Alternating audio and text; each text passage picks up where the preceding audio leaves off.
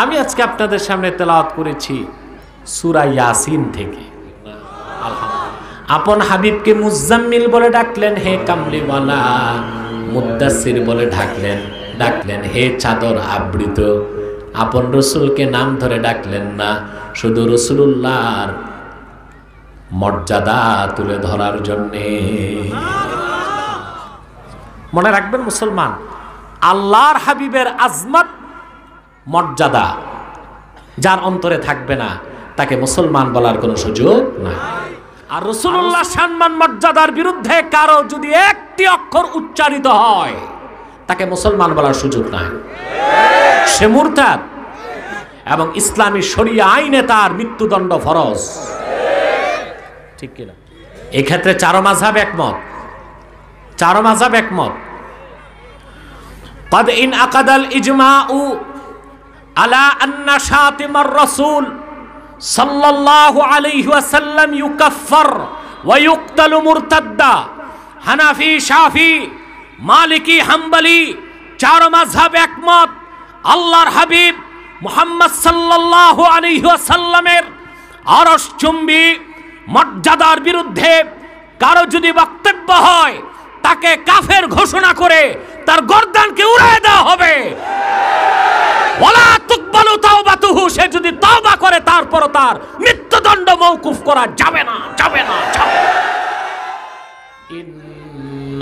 ইন্নাল্লাহা ওয়া মালাইকাতাহু ইউসাল্লুনা আলান নবী ইয়া আইয়ুহাল্লাযীনা আমানু সাল্লু আলাইহি ওয়া সাল্লিমু তাসলিমা। আল্লাহুম্মা সাল্লি আলা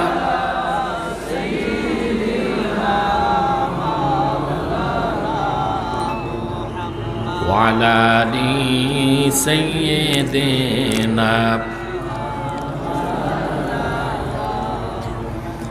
জবান খুলে পড়ুন আল্লাহুম্মা সাল্লি আলা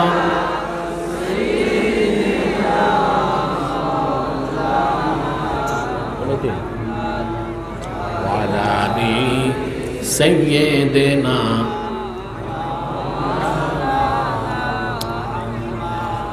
मेरा दिल तड़प रहा है, मेरा जल रहा है सीना, ये दवा वही मिलेगी, मुझे ले चलो मदीना। अल्लाहुम्मा सल्ली अला सय्यिदिना व अला आलि सय्यिदिना।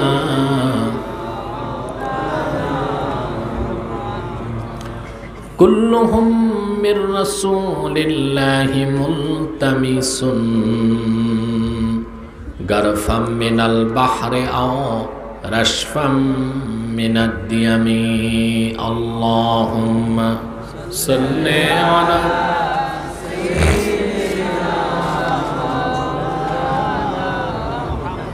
व अला आलि।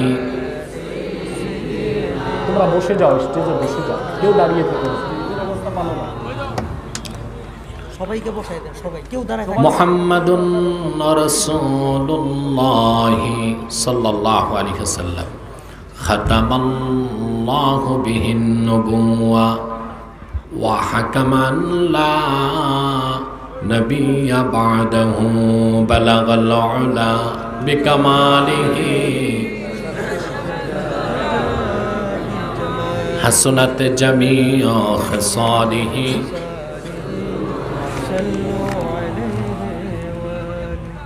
লতিফিয়া ইসলামী সেবা পরিষদের উদ্যোগে আয়োজিত দ্বাদশতম ঐতিহাসিক সুন্নি মহাসম্মেলনের সম্মানিত সভাপতি হাজারাত উলামায়ে কেরাম, তুলাবায়ে এজাম, পরন্ত দুপুরে প্রচণ্ড গরমে চরম ব্যস্ততায় বিভিন্ন প্রান্ত থেকে ছুটে আসা আমার দিন দরদি মুসলমান ভাই ও বন্ধুগণ, সকলকে অন্তরের অন্তঃস্থল থেকে জ্ঞাপন করছি মোবারক। সবটুকুন শুকরিয়া আল্লাহ সুবহানাহু ওয়া তাআলার জন্যে, যিনি আজকের এই বরকতপূর্ণ মাহফিলে আমাদেরকে আসার ও বসার তৌফিক দয়া করে ভিক্ষা দান করেছেন। সেজন্য আসুন আমরা সকলে একবার অবনত চিত্তে হৃদয়ের আবেগ অনুভূতি উজাড় করে সমবেত কণ্ঠে বলি আলহামদুলিল্লাহ।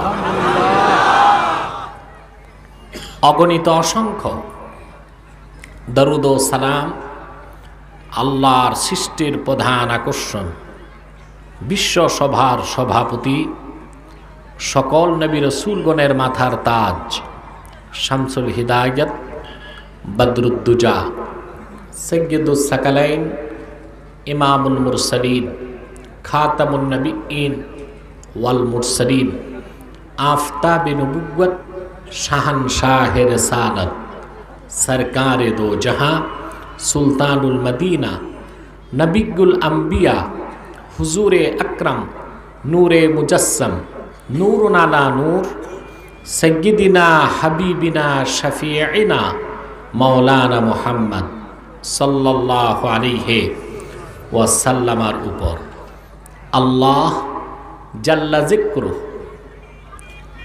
যাকে আজ থেকে ১,৫০০ বছর আগে প্রেরণ করেছেন সর্বশ্রেষ্ঠ ও সর্বশেষ নবী ও রাসূল হিসেবে, যার পরে আজ পর্যন্ত পৃথিবীতে অবশ্যই কোনো প্রকার নবী কিংবা রাসূল অবশ্যই আসে নাই, অবশ্যই এখনো নাই, অবশ্যই কিয়ামত পর্যন্ত আসবে না।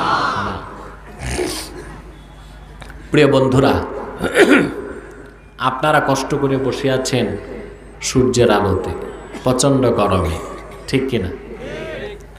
আমরা আল্লাহর রহমতে বরকতে 1 ঘন্টা সময় পার করতে হবে, ঠিক কিনা? আমরা কোরআন কারীমের প্রবল আকর্ষণে ছুটে এসেছি, কোনো ব্যক্তির আকর্ষণে নয়, ঠিক কিনা? এসেছি আসার পেছনে পার্থিব, জাগতিক, রাজনৈতিক, সামাজিক কোনো স্বার্থ আমাদের নেই। আমরা এসেছি শুধুই মাত্র আল্লাহ ও তার রাসূলের রেজামন্দি হাসিল করার জন্য, ঠিক কিনা বলেন? আর আমরা এখানে বসেছি কোরআন কারীমকে কেন্দ্র করে, ঠিক কিনা? আপনারা জানেন করোনা পরিস্থিতিতে গোটা দুনিয়া স্থবির হয়ে আছে, বিপর্যস্ত, ঠিক কিনা? ইউরোপ আমেরিকার কেউ যদি বাংলাদেশে আসে আর এই দৃশ্য দেখে, সে বিনা নোটিশে কয়েক ঘন্টা বেহুশ থাকবে, ঠিক কিনা? কারণ তারা এই দৃশ্য কল্পনা করতে পারে না। পারে? গ্রেট ব্রিটেনে প্রতিদিন 1000-এর উপর লোক করোনায় মারা যাচ্ছে। আমেরিকায় প্রতিদিন 3 থেকে 3,500 লোক গড়ে মারা যাচ্ছে। আর 10টি মাস সময় পার হয়ে গেল, বাংলাদেশে 10,000 মানুষও মরে না। আমরা কি খুঁজে দেখেছি তার মূলভীত কারণটা কি? একমাত্র আল্লাহর কোরআনের বরকতে করোনার ভয়াবহ গজব থেকে আমরা বাঁচতে পেরেছি, ঠিক না? কারণ আরব বিশ্বকে বাদ দিলে সমগ্র পৃথিবীর কোথাও এত মাহফিল হয় না বাংলাদেশে যত মাহফিল হয়।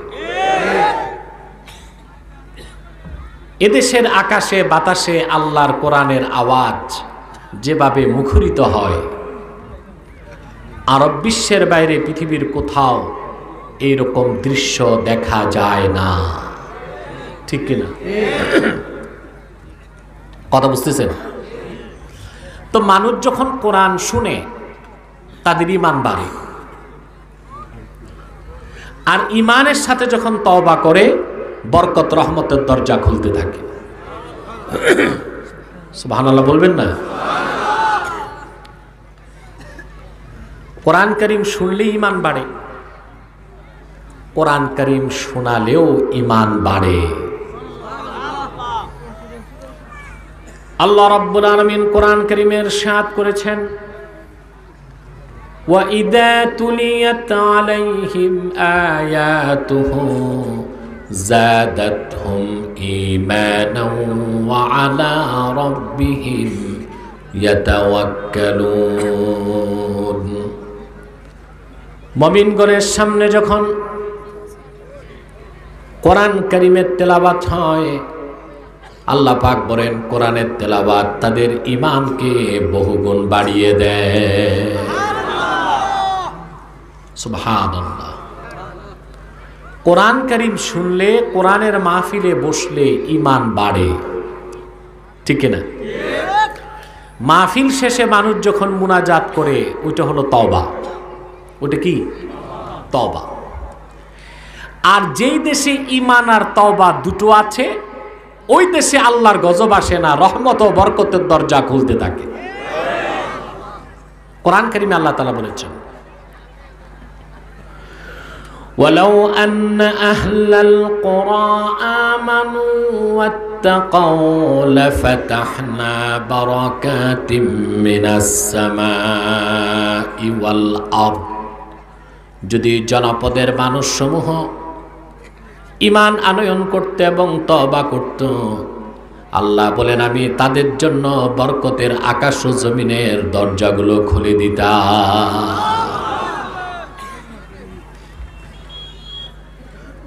স্টেজে আপনার ডিস্টার্ব করবেন না, কথাও বলবেন না, একদম চুপচাপ।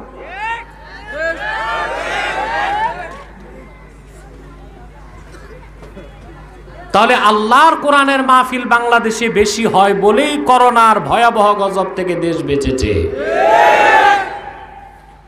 কথাটা ভূমিকাতে এই জন্য আমি বলে থাকি, বর্তমানে আমার দেশে কিছু প্রতিক্রিয়াশীল সংশয়বাদী জড়বাদী বস্তু পূজারী আছে,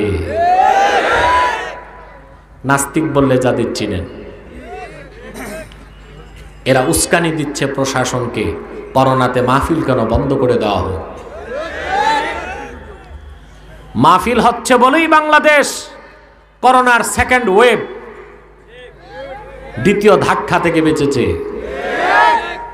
সেজন্য আমি বলবো সমগ্র বাংলাদেশে মাহফিলের অনুমতি দিয়ে দেওয়া হোক, মাদ্রাসাগুলো খুলে দেওয়া হোক, সিনেমা হল বন্ধ করে দাও, মদের বার বন্ধ করে দাও, নাইট ক্লাব বন্ধ করে দাও।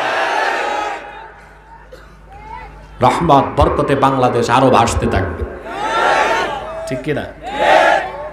এই যে আমরা আসলাম, বসে আছি, আমাদের ঈমানটা বাড়তেছে। মুনাজাত করে যাব, গুনাহ মাফ হয়ে যাবে। সুবহানাল্লাহ বলবেন? খুশি আছেন? বেশি না কম? অন্য মাহফিল থেকে সওয়াব তো দ্বিগুণ পাবেন আপনারা। গরমে বসছেন, ঠিক কিনা? অনেক জায়গায় দেখা যায় সিন্নি নামাজ দিয়েও মানুষকে ধরে রাখা যায় না, আর এখানে মানুষ আল্লাহর কোরআনের মহব্বতে বসে আছে।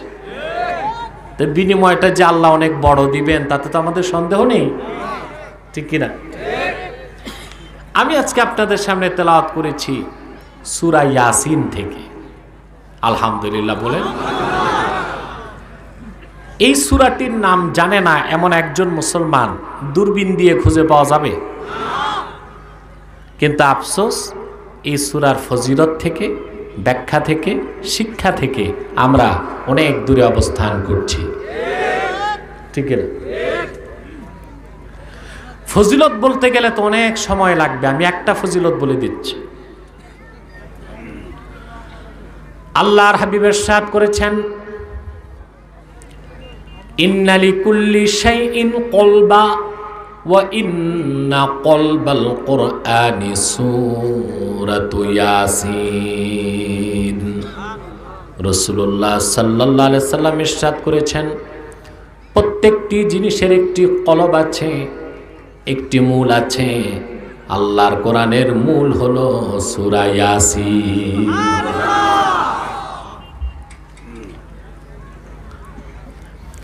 আল্লাহর হাবিব ইরশাদ করেছেন,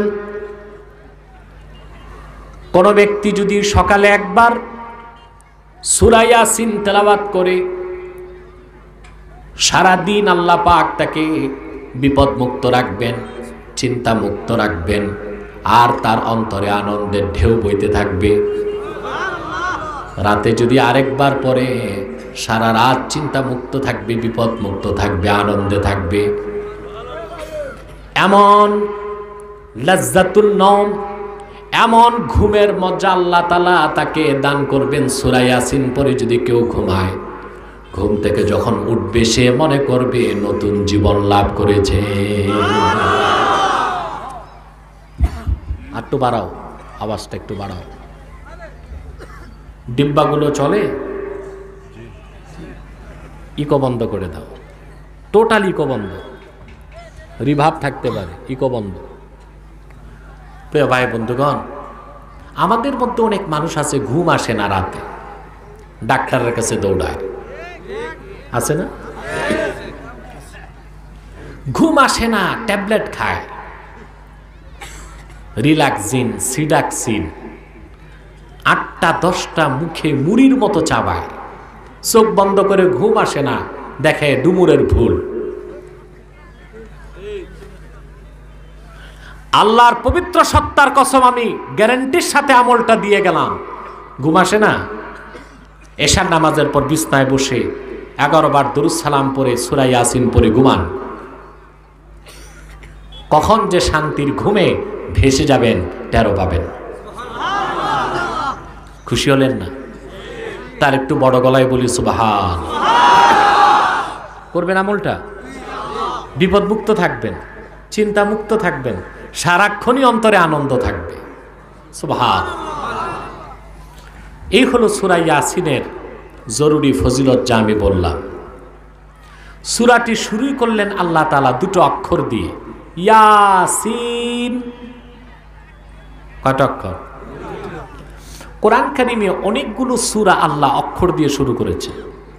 আলিফ লাম মিম, আলিফ লাম র, তাহা, ইয়াসিন, ঠিক কিনা? তাফসীরের ভাষায় এগুলোকে বলা হয় হুরুফুল মুকাত্তাআত।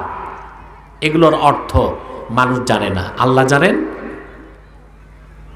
সব মুফাসসির লিখছেন আল্লাহু আ'লামু বিমুরাদিহি বিযালিক। এগুলোর সঠিক অর্থ আল্লাহ তাআলাই ভালো জানেন। তবে আমার একটা বক্তব্য আছে, আল্লাহ তো অবশ্যই জানেন, আল্লাহ রাসূলও জানতেন। যদি বলা হয় না রাসূলুল্লাহ জানতেন না, তাহলে তো বলতে হবে এগুলো অনর্থক নাজিল হয়েছে। আল্লাহর কোরআনে অনর্থক একটি অক্ষরও কি আছে? সবচেয়ে বড় কথা, কোরআন কারিমের শুরু থেকে শেষ প্রতিটি বাক্যের, প্রতিটি শব্দের, প্রতিটি অক্ষরের অর্থ আল্লাহ তার রাসূলকে জানিয়েছেন। আল্লাহ রাব্বুল আলামিন বলেন, ফাইদা ক্বারানাহু ফাত্তাবি' কুরআনাহু সুম্মা ইন্না আলাইনা বায়ানা। মুহাম্মদ সাল্লাল্লাহু আলাইহি ওয়াসাল্লাম, আমি যখন আপনার উপর কোরআন নাজিল করি, মুখে পড়ার দরকার নাই, আপনি শুধু শুনুন। কোরআনকে আপনার সিনায় জমা করার দায়িত্ব আমি আল্লাহর, আর কোরআনের প্রতিটি বাক্যের প্রতিটি শব্দ ব্যাখ্যা করে দেবার দায়িত্ব আমি আল্লাহ। তাহলে রাসূল করিম সাল্লাল্লাহু আলাইহি ওয়াসাল্লাম এই অক্ষরগুলোর অর্থ জানতেন, ঠিক কিনা? সূরা ইয়াসিন আল্লাহ শুরু করলেন 2টো অক্ষর দিয়ে, ইয়াসিন, ইয়াসিন। আশ্চর্য হবেন, কোন কোন মুফাসসির ব্যাখ্যা বের করার চেষ্টা করেছেন। পৃথিবীর সবচেয়ে শ্রেষ্ঠ তাফসীরগুলোর একটি তাফসীরে কুরতুবী, নাম শুনেছেন? দারুল হাদিস, লেবাননের ছাপ, আল কাহেরা, মিশরের ছাপ, 8ম খণ্ড 8ম পৃষ্ঠায় ইমাম কুরতুবী ইয়াসিনের ব্যাখ্যা লিখেছেন যে আবু বকর ওয়াররাক রাহমাতুল্লাহ বলেছেন, ইয়াসিন অর্থ এটা রাসূলুল্লাহর একটা নাম। ইয়াসিন অর্থ ইয়া সাইয়্যিদাল বাশার। আল্লাহ তার রাসূলকে ইয়াসিন বলে ডাক দিয়েছেন, হে মানব জাতির নেতা। সুবহানাল্লাহ, সুবহানাল্লাহ, আরো জোরে সুবহানাল্লাহ। কি বলছেন আল্লাহ? মানব জাতির, সুবহানাল্লাহ, মানব জাতির নেতা। তিনি কি শুধু মানব জাতির নেতা? সমস্ত নবী রাসূলগণের নেতা। সুবহানাল্লাহ বলবেন। রাসূলুল্লাহকে আল্লাহ তাআলা গোটা মানব জাতি নয়, নবী রাসূলগণের নেতা বানিয়েছেন আনুষ্ঠানিকভাবে, ঠিক না? হাদিস সাক্ষী মালিক বিন সা'সা বর্ণনা করেছেন,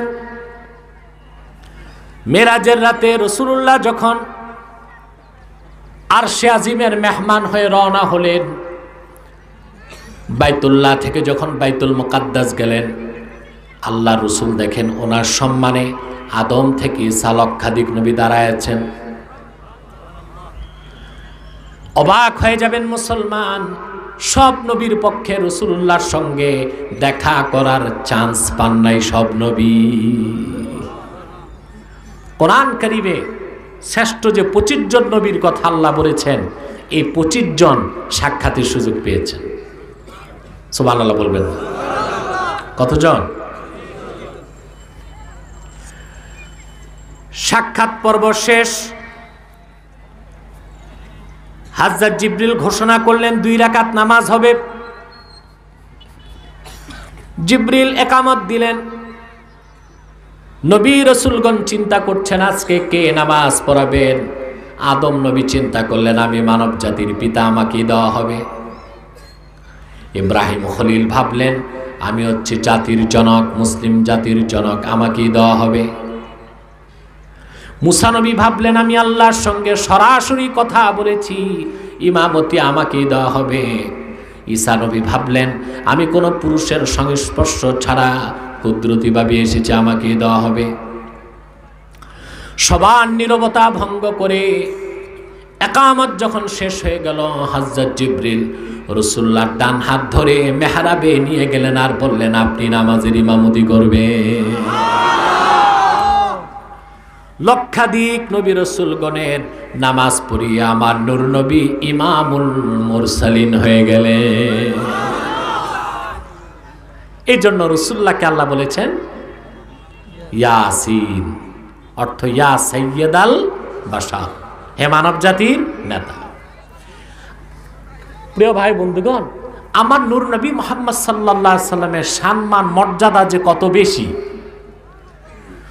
তা বলার মতো কোনো কণ্ঠ পৃথিবীতে নাই, তা লেখার মতো কোনো কলম নাই, তা চিন্তা করার কোনো মস্তিষ্ক আল্লাহর আকাশের নিচে নাই। দেখেন সূরা ইয়াসিন আল্লাহ তার হাবিবের মর্যাদা তুলে ধরলেন। সব নবীকে আল্লাহ নাম ধরে ডাকলেন, কিন্তু আপন রাসূলকে ইয়া মুহাম্মদ বলে কোরআনে ডাক দিলেন না। দেখছেন? কথা বলে না। অন্য নবীদের কি বলছেন? নাম ধরে ডাকছে। কিন্তু আল্লাহ তার হাবিবের আরশচুম্বী মর্যাদার কথা প্রকাশ করতে যে নাম ধরে ডাকলেন না। কোথাও বললেন ইয়াসিন, তাহা, মুজাম্মিল, মুদ্দাসসির। সুবহানাল্লাহ বলবেন। উম্মতকে শিখালেন যে আমার হাবিবের দাম মর্যাদা কত বেশি।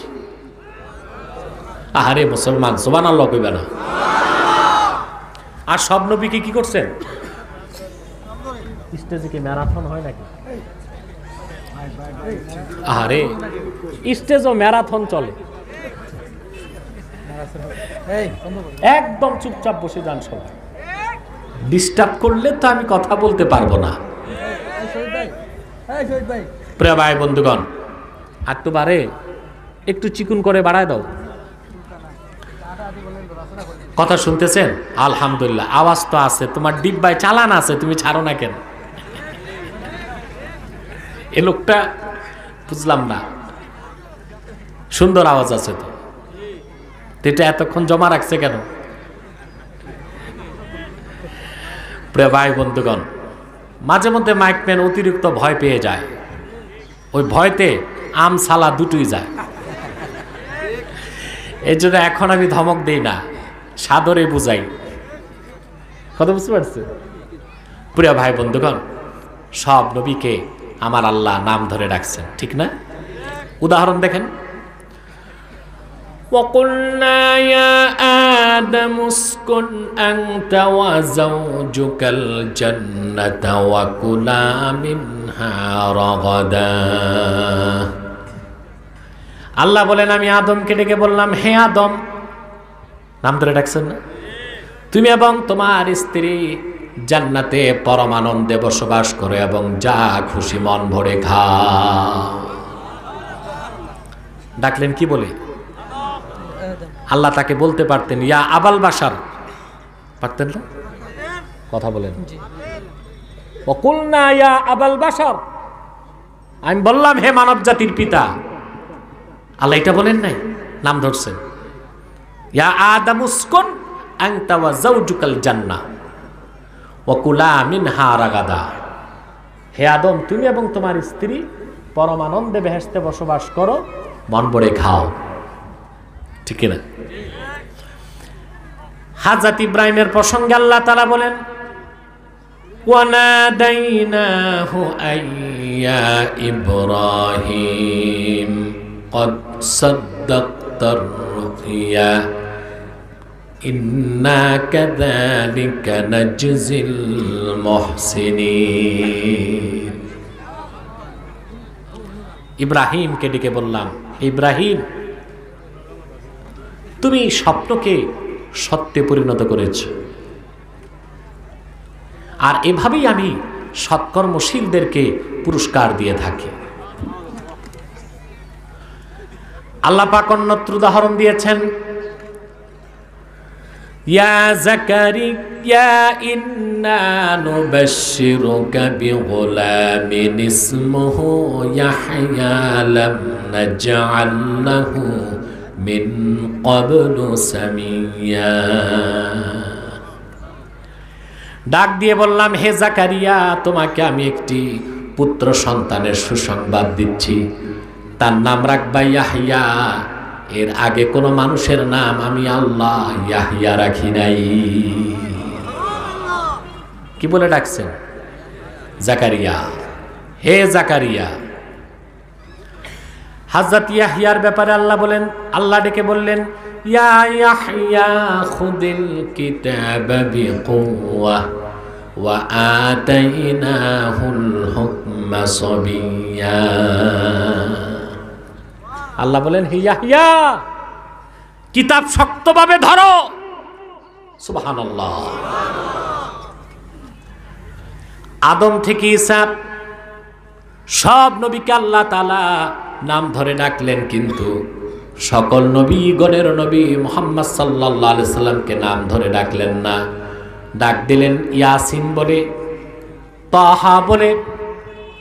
ইয়াসিন মানে ইয়া সাইয়্যিদাল বাশার, হে মানব জাতির নেতা। তাহা মানি ইয়া তাহের, হে পবিত্র সত্তা। সুবহানাল্লাহ বলবেন না? আপন হাবিবকে মুজাম্মিল বলে ডাকলেন, হে কামলিওয়ালা। মুদ্দাসির বলে ডাকলেন হে চাদর আবৃত।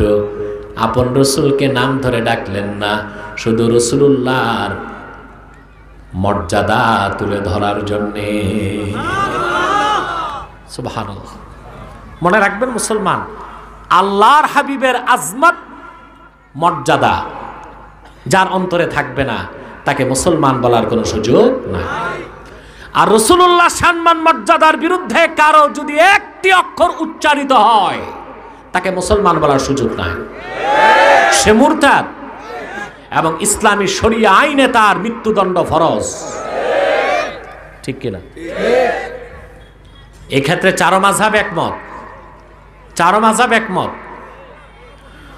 قد انعقد الإجماع على أن شاتم الرسول صلى الله عليه وسلم يكفر ويقتل مرتدا। হানাফি, শাফি, মালিকি, হাম্বলি চারো মাযহাব একমত। আল্লাহর হাবিব মুহাম্মদ সাল্লাল্লাহু আলাইহি ওয়াসাল্লামের আরশচুম্বী মর্যাদার বিরুদ্ধে কারো যদি বক্তব্য হয়, তাকে কাফের ঘোষণা করে তার গর্দানকে উড়িয়ে দেওয়া হবে। ওয়ালা তুকবালু তাওবাতুহু, সে যদি তওবা করে তারপর তার মৃত্যুদণ্ড মওকুফ করা যাবে না, যাবে না, যাবে না।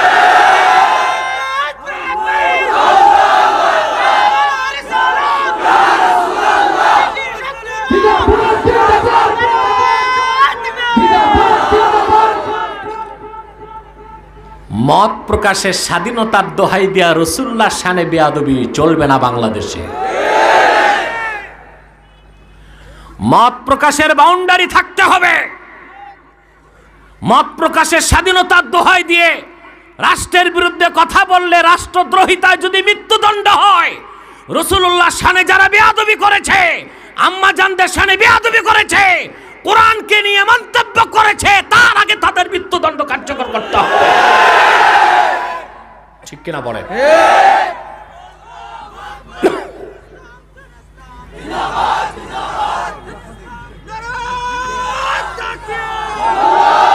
মনে রেখো মুসলমান,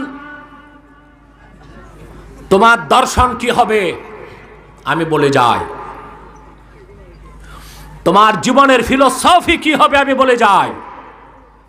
মনে রেখো, তোমার দর্শন হবে ব্যক্তির চেয়ে দল বড়, দল থেকে দেশ বড়, দেশ থেকে জান বড়, জান থেকে আমার ঈমান বড়। আমার রাসূল মুহাম্মদ সাল্লাল্লাহু আলাইহি সাল্লাম আমার ঈমান। ঠিক কিনা?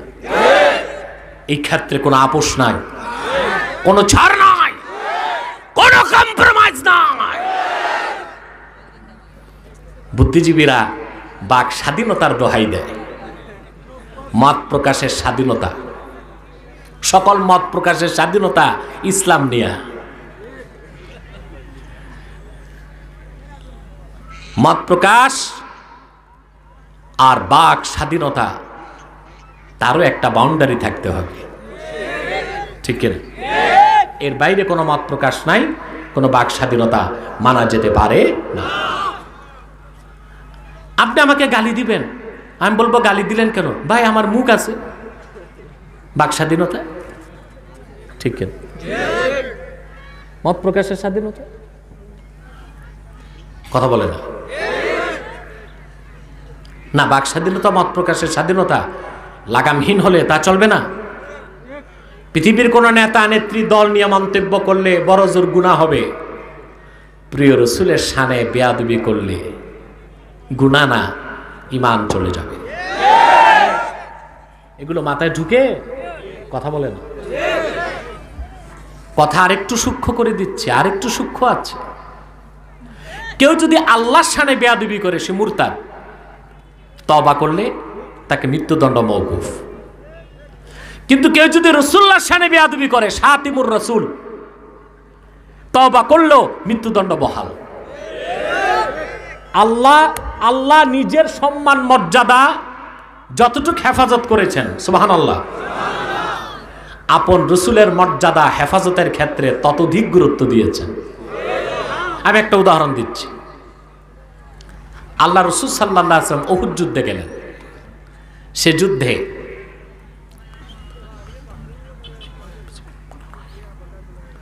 রাসূলুল্লাহ দুটো দাঁত শহীদ হয়েছিল, আপনারা জানেন তো। হুজুর বদদোয়া করেন নাই, হাত তুলে দোয়া করছে, আল্লাহুম্মা হদি কওমি ফাইন্নাহুম লা ইয়ালামুন। আল্লাহ আমার জাতিকে মাফ করে দাও, ওরা জানে না।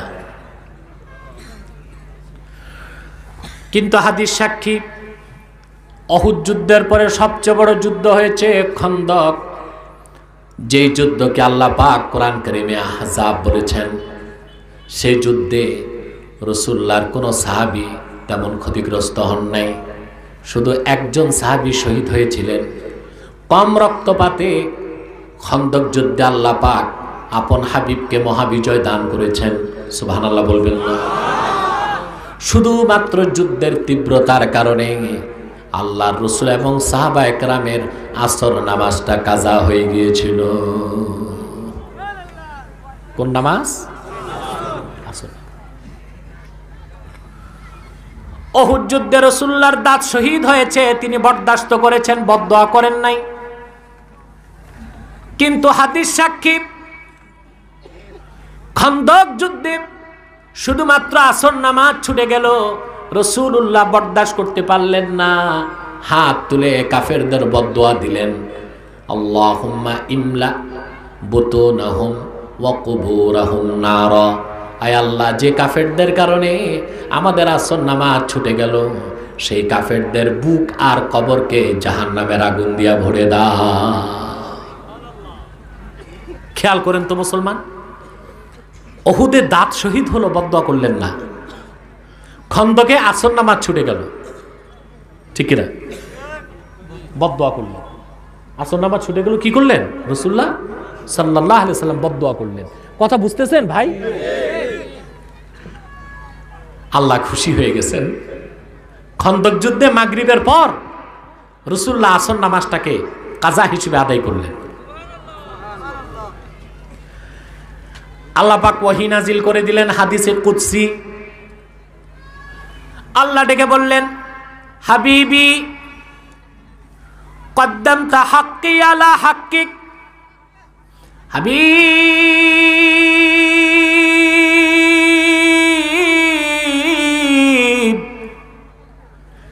আপনার হকের উপর আমার হককে আপনি প্রাধান্য দিয়েছেন।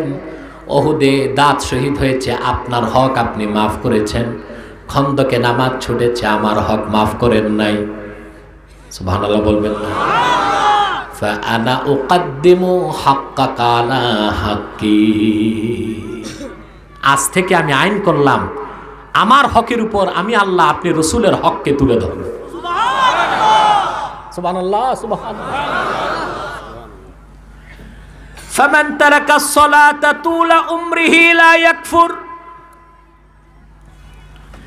আপনার কোন ইমানদার উম্মত যদি সারা জীবন নামাজ পড়তে না পারে, সে কাফের হবে না, ফাসেক হবে, কোন একদিন জান্নাতে যাবে। ওয়ালাকিন মান তাআনা শা'রাতাম মিন শা'রাতিকা ইয়াকফুর। কিন্তু কোন হতভাগা যদি আপনি মুহাম্মদ সাল্লাল্লাহু আলাইহি সাল্লামের একটি চুল মোবারককে নিয়ে মন্তব্য করে, আমি আল্লাহ আইন করে দিলাম সেই হতভাগা কাফের হয়ে যাবে। রাসূলুল্লাহর আজমত, রাসূলুল্লাহর তাজিম, রাসূলুল্লাহর সম্মান কত ঊর্ধ্বে আল্লাহ তাআলা স্থান দিয়েছেন। কোথাও নাম ধরে ডাকলেন না, ভালোবাসায় মহব্বতে ডাকলেন, ইয়াসিন, ইয়া সাইয়্যিদাল বাশার, হে মানব জাতির নেতা। তাহা অর্থ তাহের, হে পবিত্র সত্তা। মুজাম্মিল, হে কামলিওয়ালা। মুদ্দাসসির, হে চাদর আবৃত। আল্লাহু আকবার।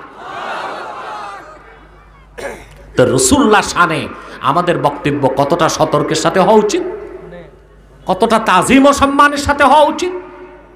সেজন্যই বলি মুসলমান, যারাই রাসূলুল্লাহ শানে বেয়াদবি করে, পরকালের বিচার তো পরে, দুনিয়া তো আল্লাহ তাদের বেইজ্জত করেন, অপমানিত করেন, অপদস্থ করেন, ঠিক কিনা বল? সাবধান। আজমাতে রাসূলের ক্ষেত্রে ধারণা স্পষ্ট করেন। তারপর আল্লাহ পাক বলেন, ওয়াল কুরআনিল হাকিম, ইয়াসিন ওয়াল কুরআনিল হাকিম। আল্লাহ কসম করলেন, এবং কোরআনে হাকিমের কসম। কোরআনকে আল্লাহ হাকিম বললেন। কি বললেন? মাতো না ভাই, কি বললেন? হাকিম, ঠিক কিনা? কোরআনকে হাকিম কেন বললেন? এর মানে ওয়াল কুরআনি যিল হিকমা, হিকমতপূর্ণ কোরআনের কসম। কোরআনকে আল্লাহ বলেন হিকমতপূর্ণ। কি বললেন? এখন হিকমত কাকে বলে প্রশ্ন আসে না? মাতো আসে? আল্লাহ তাআলা চারটি বিষয়কে হিকমত বলেছেন। কয়টি? ভালো করে শোনেন, কয়টি? ইলমকে আল্লাহ হিকমত বলেছেন। ইলম বুঝেন আপনার, যেটা এখন এলেম, ইলমকে আল্লাহ হিকমত বলেছেন। আল্লাহ পাক বলেন, ওয়া মান ইউতাল হিকমাতা ফাকাদ উতিয়া খায়রান কাসীরা। যাকে হিকমত দান করা হয়েছে, তার মানে ওহীর ইলম দান করা হয়েছে, সে ব্যক্তি দুনিয়া ও আখিরাতের সবচেয়ে বড় কল্যাণ পেয়ে গেছে। ইলমকে আল্লাহ হিকমত বলেছেন। কি বলেছেন? হিকমত। দুই নাম্বার, দ্বিতীয় যে বিষয়কে আল্লাহ হিকমত বলেছেন তা হলো হুজ্জাত, দলিল। কথা বুঝতে পারছেন? দলিল, দলিল। হুজ্জাতকে আল্লাহ কি বলছেন? হিকমত, হিকমত। যেমন আল্লাহ পাক বলেন,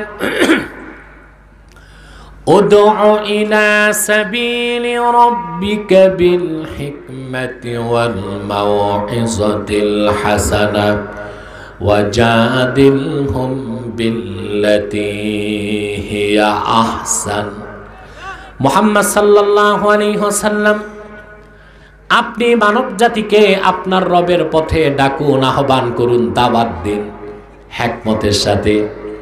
এখানে হিকমত অর্থ কি? আমরা বাংলাদেশের মৌলবীরা অর্থ করেছি কৌশল, অর্থাৎ কৌশলে ওয়াজ করো, পিঠ বাঁচাও, চাকরি বাঁচাও। ঠিক না?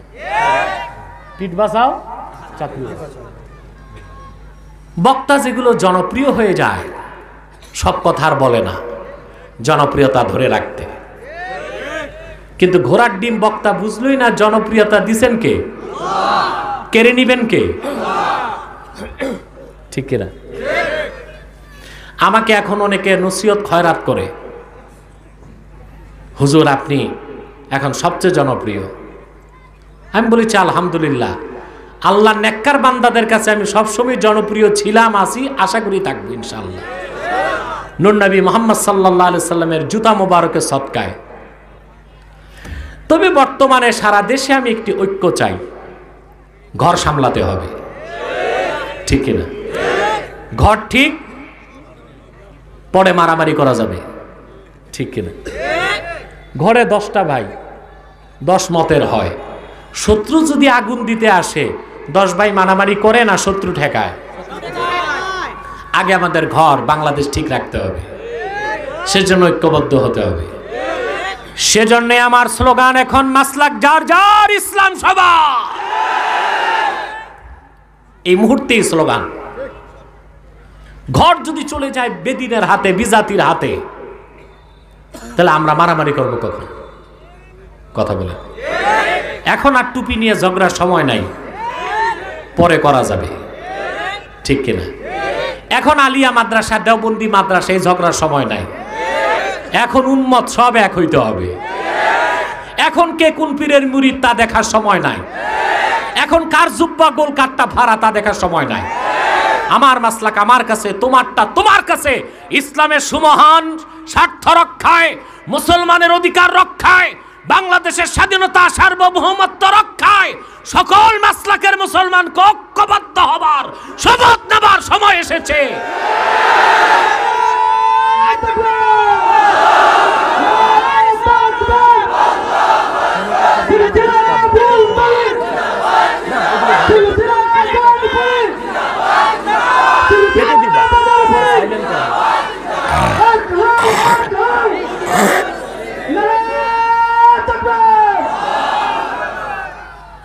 প্রিয় ভাই বন্ধুগণ, কষ্ট হচ্ছে? তাহলে যে কথা বলছিলাম, দাওয়াতের ক্ষেত্রে, তাবলীগের ক্ষেত্রে, সুন্নত তরিকায় যে দাওয়াত ও তাবলীগ, সেখানে হিকমত মানে হুজ্জাত, ডকুমেন্টস। উদউ ইলা সাবিলি রাব্বিকা বিল হিকমা আই বিল হুজ্জাহ। কাফের, মুশরিক, বাতিলকে দ্বীনের দাওয়াত দাও ডকুমেন্টসের সাথে, এভিডেন্সের সাথে, দলিলের সাথে, তার নাম হিকমা। আর আমরা বাংলাদেশে অর্থ করতে কৌশল, পিঠ বাঁচাও, চাকরি বাঁচাও। ঠিক কিনা? সেজন্য আমাদের খতিব ভাইরা কথা বলতে পারে না মিম্বরে। কথা কেমন করে বলবে? মসজিদ কমিটির সভাপতি অনেক জায়গায় দেখা যায় সুদখোর।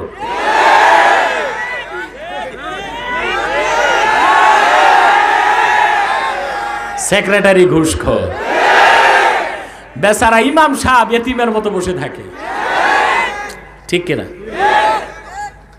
আর আমার দেশের মানুষের বদ অভ্যাস, দূরবীনটা ইমামের দিকে থাকে, নিজে পেশাব করে পানি নেয় না, তাকায় থাকে ইমাম সাহেব পেশাব করে পানি নিছি কিনা, ঢিলা কুলুক নিছি কিনা, আবার ঢিলা নিয়ে দৌড়াইছি কিনা।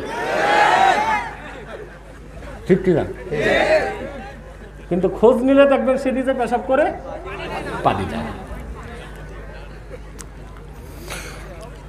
ওয়াজ শুনবেন, আমল করবেন না, তাতে হবে না।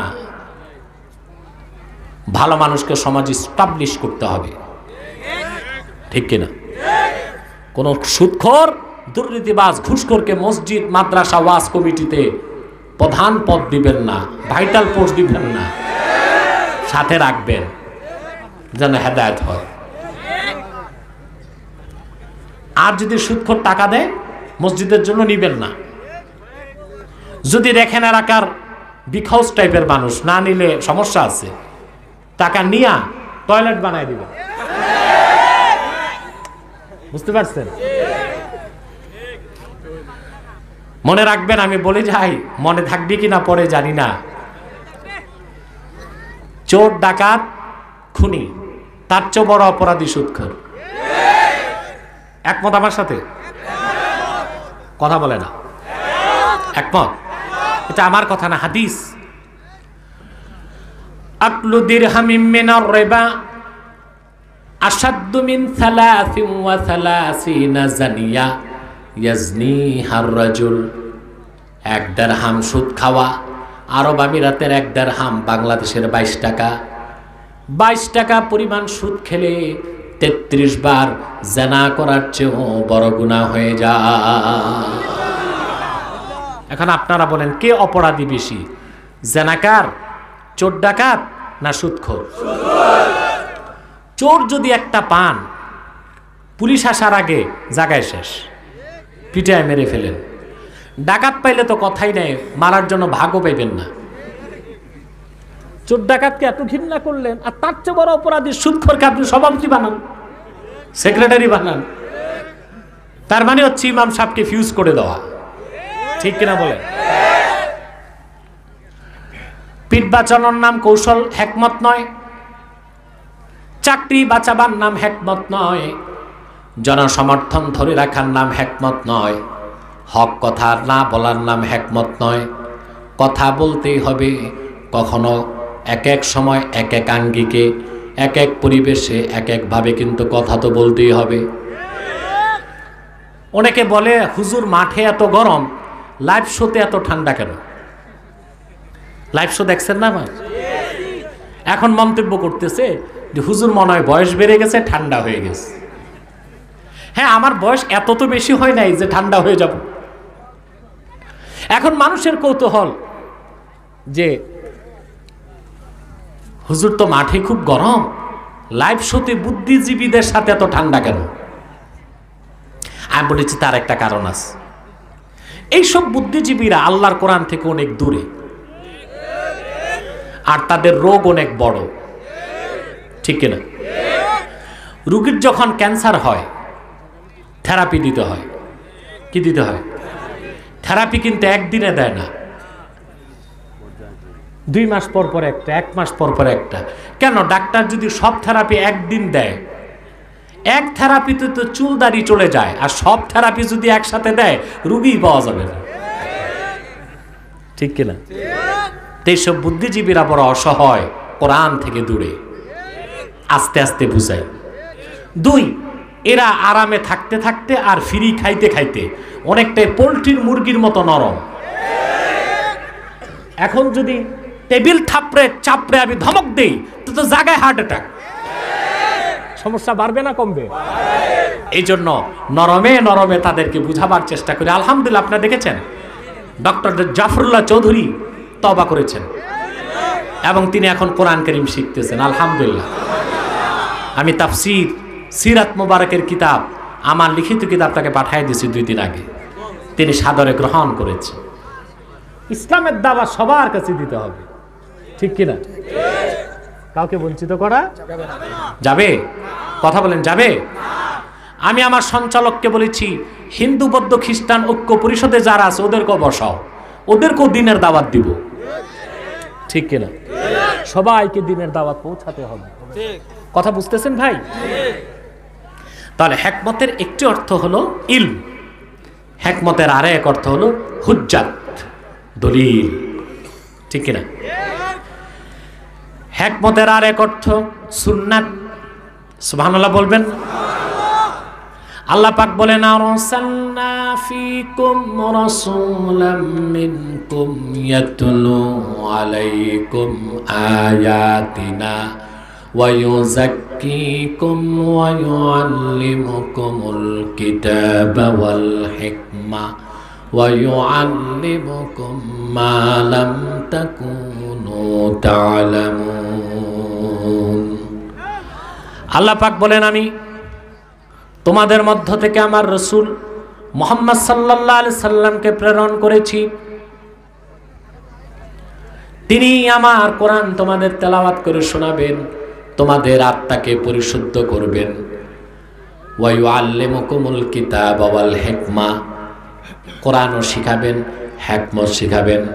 ইমাম শাফি রাহমাতুল্লাহ হিকমতের ব্যাখ্যা করেছেন ইয়ানি সুন্নাতাহু, আল্লাহ রাসূল কোরআন শিখাবেন আর কোরআনের ব্যাখ্যা হিসেবে নিজের সুন্নত শিখাবে।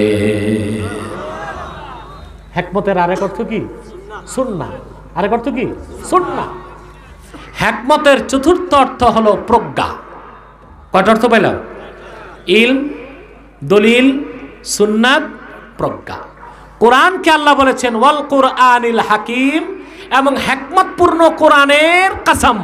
কোরআনে চারটাই আছে। পুরা কোরআন এলেমে ভরা, পুরা কোরআন দলিলে ভরা, পুরা কোরআনের ব্যাখ্যা রাসূলুল্লাহর সুন্নাত, আর কোরআন হচ্ছে পুরাটাই প্রজ্ঞাময়, বিজ্ঞানময়। বলেন সুবহানাল্লাহ। আল্লাহ কোরআনকে বলেছেন ওয়াল কুরআনিল হাকিম। সুবহানাল্লাহ। প্রজ্ঞাময় কোরআন, বিজ্ঞানময় কোরআন। সুবহানাল্লাহ। এলেম পূর্ণ কোরআন, দলিল পূর্ণ কোরআন। কোরআনে বিজ্ঞান আছে না? কথা বলেন। কোন বিজ্ঞান? বর্তমান প্রচলিত বিজ্ঞান যেখানে শেষ, কোরআনের বিজ্ঞান সেখানে শুরু। আল্লাহ কোরআনকে হাকিম বলেছেন। সুবহানাল্লাহ। কোরআন কারীমের তাফসীর করতে যে আমার সায়েন্স রিলেটেড যে আলোচনা, এগুলো দেখবেন ইউটিউবে। আমি সব ব্যাখ্যা করেছি। বিজ্ঞান এখন যা বলছে কোরআন ১,৫০০ বছর আগে বলেছে। কোরআন এমন কথা বলে রেখেছে যা বিজ্ঞানকে পেতে আরো ১,৫০০ বছর লাগতে পারে। ঠিক কিনা? বিজ্ঞান দিয়ে কোরআনকে জাস্টিফাই করা যাবে না, কোরআন দিয়ে বিজ্ঞানকে জাস্টিফাই করতে হবে।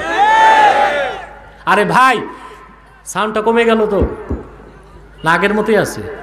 ঠিক আছে, আপনারা উঠা বসা করবেন না, আমরা মুনাজাত করে একসাথে বিদায় নেব ইনশাআল্লাহ।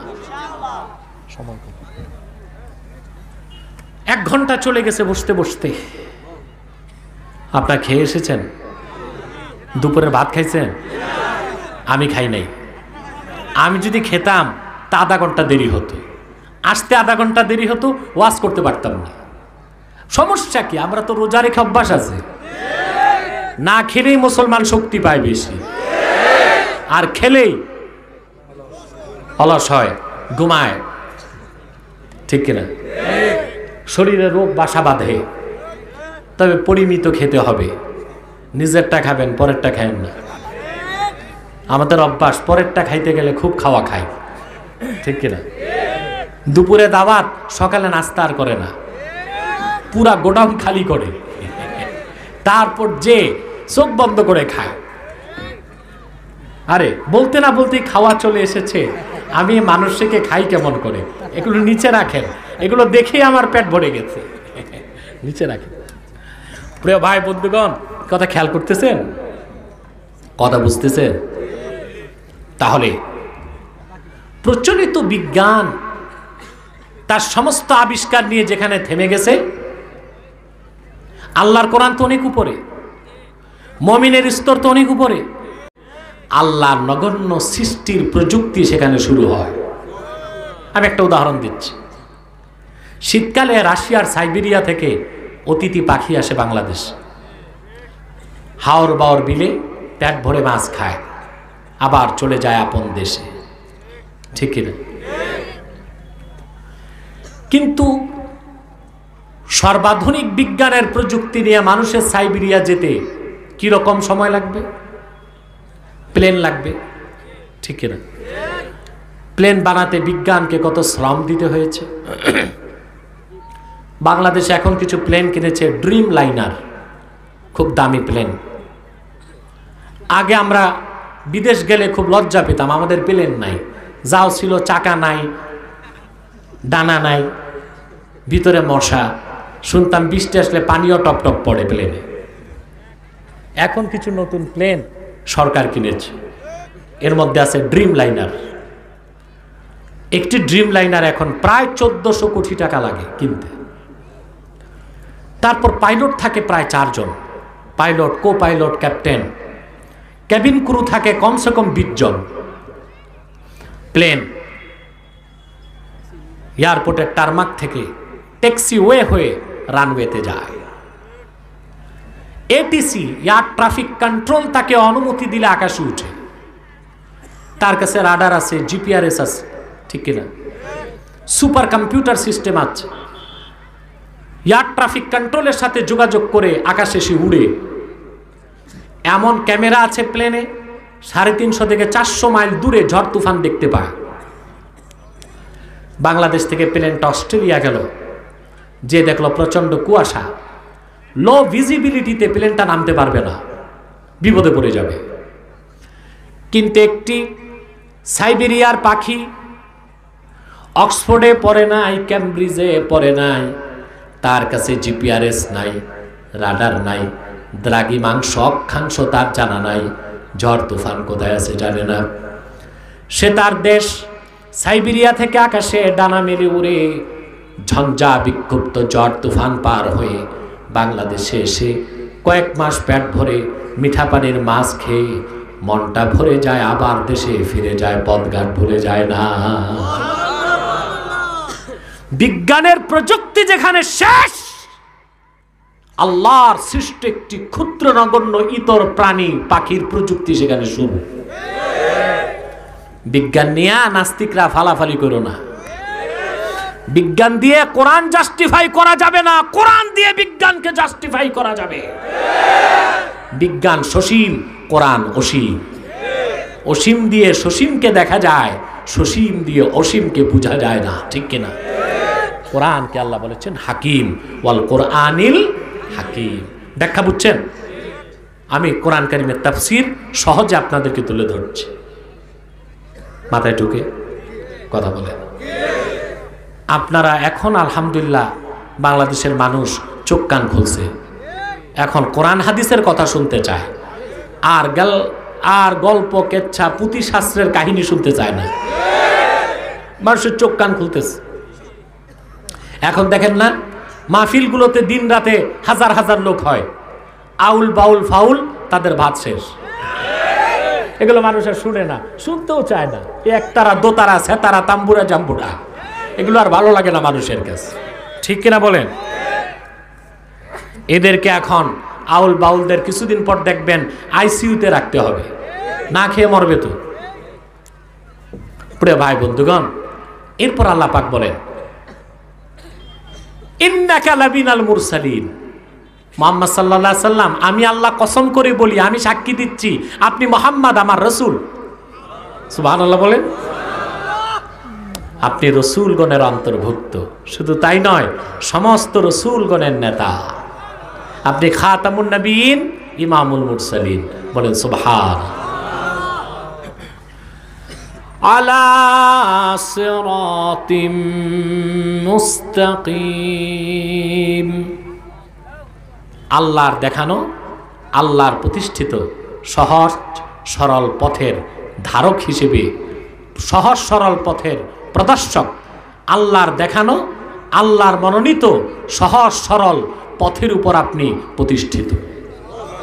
অর্থাৎ আল্লাহর পক্ষ থেকে আপনি মুহাম্মদ সাল্লাল্লাহু আলাইহি ওয়াসাল্লাম যে পথ আর যে মত এনেছেন, দ্বীন ইসলাম, এটাই একমাত্র সত্য, আল্লাহ কর্তৃক গৃহীত, স্বীকৃত, মনোনীত। বলেন সুবহানাল্লাহ, ঠিক কিনা? আর কোনো পথ নাই, মত নাই। কথা বলে না? আর কোনো পথ নাই, পথ একটাই, দ্বীন ইসলাম। ওটাকে আল্লাহ বলেছেন সিরাতে মুস্তাকিম। সুবহানাল্লাহ বলবেন না? রাসূলুল্লাহ যে দ্বীন ইসলাম রেখে গেলেন, এটা খণ্ড করা, এটা ভাগ করা, এটা বিকৃত করা, এটাকে বাঁকা করার কোনো সুযোগ আমাদের নাই। আমাদের মধ্যে অনেক বক্তা অসচেতনতায় বলে থাকে ইসলাম ধ্বংস হয়ে যাবে। না, ইসলাম ধ্বংসের জিনিস না, হইলে মুসলমান ধ্বংস হইতে পারে। ঠিক কিনা? ইসলাম ধ্বংস করা যাবে? এরপর আমাদের মধ্যে অনেক বুদ্ধিজীবী আছে, ইসলামের নাম দিছে র্যাডিক্যাল ইসলাম, মডারেট ইসলাম। নাউজুবিল্লাহ বলবেন না? আল্লাহর আখিরি নবী নবীজি মুহাম্মদ সাল্লাল্লাহু আলাইহি ওয়াসাল্লাম ১৫০০ বছর আগে আল্লাহর পক্ষ থেকে যে সিরাতে মুস্তাকিম দিন ইসলাম এনেছেন, তার শুরু কোরআন, শেষ আল্লাহর জান্নাত। সেই ইসলামকে ভাগ করার কোনো ক্ষমতা কোনো মানুষের নাই। ইসলাম রেডিক্যাল বলতে কিছু নাই, মডারেট বলতে কিছু নাই। ইসলাম তো একটাই, যেটা দিন ইসলাম, চেরাগে মুহাম্মাদি। ঠিক কিনা? ভাগ করা যাবে? ওই যে আমার দেশে কিছু আবার মুসলিম ব্লগার আছে, ইসলামের পক্ষে লেখে, জ্ঞান নাই তো লিখতে যায় কি লেখে ঠিক নাই। একজন লেখছে, যে ইসলাম মানুষকে আঘাত করে এই ইসলামে আমি নাই। আরে নাদান কা বাচ্চা, গাধে কা আন্ডা, তুই তো বুঝলি না যে ইসলাম রাসূলুল্লাহর ইসলাম নয়, ওটা তো ইসলামই না। ঠিক কিনা বলেন? যেই মতবাদ কোরআন হাদিসের বিপক্ষে সেটা ইসলাম নয়। ইসলাম একটাই, যেটা রাসূলুল্লাহ মানুষকে দেখিয়েছেন ১৫০০ বছর আগে। সন্ত্রাস ইসলাম বলতে কিছু নাই, মডারেট ইসলাম বলতে কিছু নাই, রেডিক্যাল ইসলাম বলতে কিছু নাই। ইসলাম একটাই, যেটা চেরাগে মুহাম্মাদি। ঠিক কিনা বলেন? এগুলো আমাদেরকে বুঝতে হবে। ইসলাম হচ্ছে সিরাতে মুস্তাকিম। সুবহানাল্লাহ। এর বাইরে কোনো পথ নাই, এর বাইরে কোনো মত নাই। ইসলামই দিতে পারে মানুষকে শান্তি, কল্যাণ, পরকালে মুক্তি। পৃথিবীর মানুষ মানবরচিত তন্ত্রমন্ত্র দেখতে দেখতে বেহুশ। পৃথিবীর একটা বিরাট অংশ চর্চা করে সমাজবাদ, সোশ্যালিজমকে। ঠিক কিনা? সমাজতন্ত্র তার নিজ মাতৃভূমিতে আত্মহত্যা করছে, রাশিয়া ভেঙ্গে টুকরা হয়ে গেছে। ঠিক কিনা? পুঁজিবাদ, যেটার নেতৃত্ব দেয় আমেরিকা, পুঁজিবাদীরা পৃথিবীর মানুষকে শান্তি দেয় নাই। কি দিয়েছে? যুদ্ধ। প্রথম বিশ্বযুদ্ধ করেছে পুঁজিবাদীরা, দ্বিতীয় বিশ্বযুদ্ধ করেছে পুঁজিবাদীরা। পুঁজিবাদীদের কন্ডাক্টর, পুঁজিবাদীদের ধারক যুক্তরাষ্ট্র গালফ যুদ্ধ করে, উপসাগরীয় যুদ্ধে মধ্যপ্রাচ্যে ২২ লক্ষ মুসলমানকে হত্যা করেছে, ভিয়েতনামে ২০ লক্ষ মুসলমানকে হত্যা করেছে, নিরীহ আফগানিদেরকে হত্যা করেছে। পুঁজিবাদ মানুষকে রক্ত, অশান্তি, সন্ত্রাস ছাড়া কিছু দিতে পারে না। অতএব আর পুঁজিবাদ সমাজবাদ নয়, ইসলামকে ধরতে হবে ব্যক্তি জীবন, সমাজ জীবন, রাষ্ট্র জীবনে। যদি চান ইহকালীন কল্যাণ, যদি চান পরকালের মুক্তি, নিরাশ হবেন না, নিরাশ হবেন না, একদম নিরাশ হবেন না। আগামীর বাংলাদেশ আল কোরআনের বাংলাদেশ, আগামীর বাংলাদেশ ইসলামের বাংলাদেশ, আগামীর বাংলাদেশ হবে খেলাফতের বাংলাদেশ। মনোবলকে চাঙ্গা করুন আর দৃঢ় প্রত্যয় ব্যক্ত করুন, বিজয় আসবেই মুসলমানের, তাতে কোনো সন্দেহ নাই। সাদাকাল্লাহুল আযীম ওয়া সাদাকা রাসূলুহুন নবিয়ুল কারীম।